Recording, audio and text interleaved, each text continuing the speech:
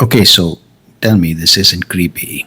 14 years before the Titanic sank, a writer described an unsinkable ship called the Titan that hit an iceberg in almost the same exact spot. Let's talk about this particular incident and what the author actually has to say. Morgan Robertson penned a novella in 1898 called The Futility or The Wreck of Titan.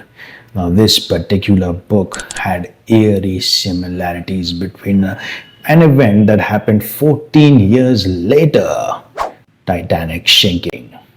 Now, here are the similarities between the two. Both ships were unsinkable. Both ships hit an iceberg on a cold night in, well, April. Both ships had less lifeboats for the passengers. The similarities were so, eerie that people actually began to think Morgan tapped into the part of the mind, into the mysterious part of the mind that foreshadowed the future.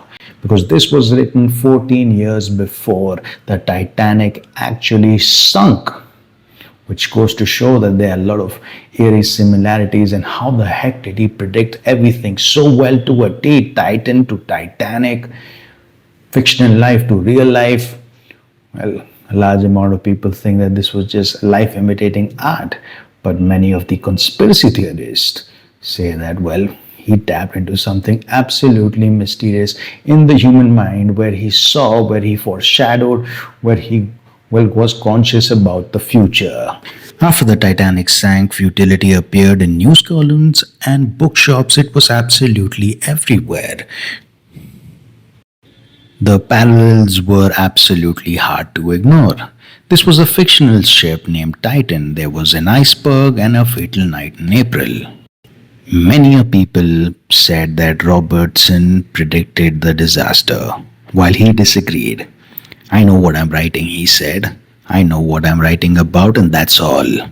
He said the story was once overlooked, and after this incident, it was absolutely everywhere. After 1912, Futility was not just a book, it was a reference point.